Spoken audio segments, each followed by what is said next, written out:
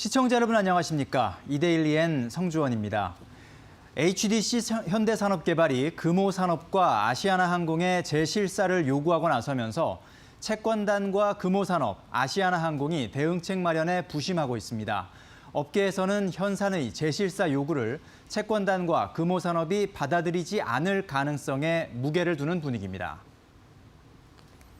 금융권과 재계에 따르면 금호산업과 아시아나항공 모두 구체적인 언급을 피하고 있는 가운데 산업은행은 오늘 대책회의를 하고 HDC 현대산업개발의 요구에 어떻게 대응할지를 논의합니다.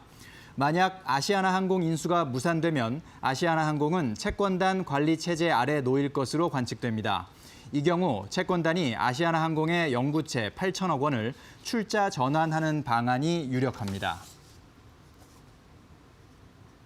아웃도어 의류 판매 제조업체 더 네이처홀딩스가 오늘 코스닥 시장에서 거래를 시작한 가운데 상장 첫날 강세를 나타내고 있습니다. 더 네이처홀딩스는 공모가보다 10% 낮은 4만 1,400원의 시초가로 출발한 이후 오후 1시 기준 4% 이상 오른 4만 3천 원대에 거래되고 있습니다. 더 네이처홀딩스는 패션 브랜드 내셔널 지오그래픽을 보유한 라이프스타일 전문 기업으로 상장 진행 초기부터 탁월한 패션 사업 역량을 인정받으며 시장에 관심을 받았습니다. 작년 매출액 2,353억 원에 영업이익은 역대 최대인 398억 원을 달성했으며 올해 1분기에는 매출액과 영업이익이 499억 원, 81억 원으로 전년 동기 대비 각각 42.7%, 50% 증가했습니다.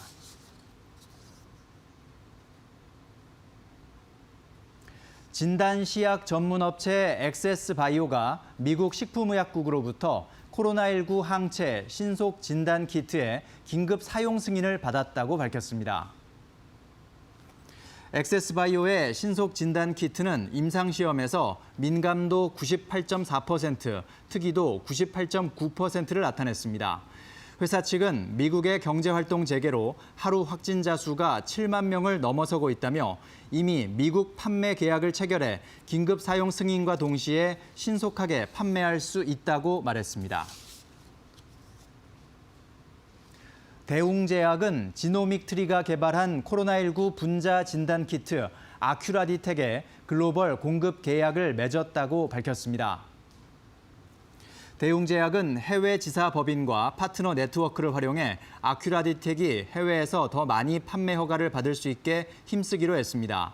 특히 미국, 중남미, 중동 등 최근 코로나19 감염자가 폭증하는 국가들을 중심으로 허가 신청하고 수출하는 방안을 추진할 예정입니다.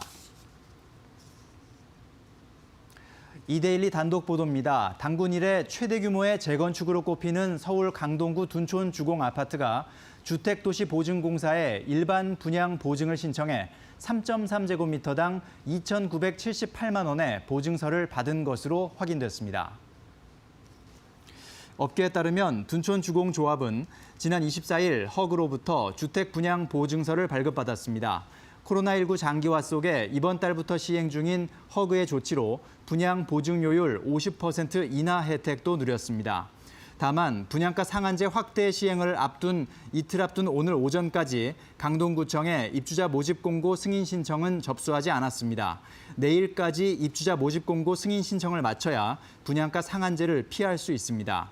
한편 조합원 일부가 평당 2천만 원대 일반 분양을 강력히 반대한 상황이었던 만큼 분양가 상한제 시행을 앞두고 조합 내홍이 격화할 것으로 보입니다. 지난해 우리나라의 GDP 대비 집값 배율이 사상 최고 수준을 나타냈습니다. 한국은행에 따르면 지난해 명목 GDP 대비 주택 시가총액 배율은 2.64배로 역대 최고 수준을 기록했습니다.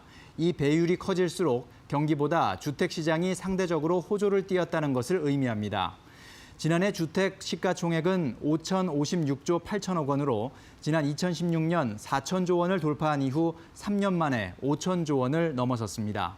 다만 한국은행은 집값의 추가적인 상승은 제한될 것으로 전망했습니다. 한은 측은 정부의 주택시장 안정화 의지가 확고하고 정부가 발표한 부동산 대책 등으로 다주택자의 주택 매입 수요가 억제될 것으로 예상한다며 주택 매매 가격은 상승세가 둔화할 것이라고 내다봤습니다. 지금까지 이데일리엔 성주원이었습니다. 이어서 간추린 소식 전해드립니다.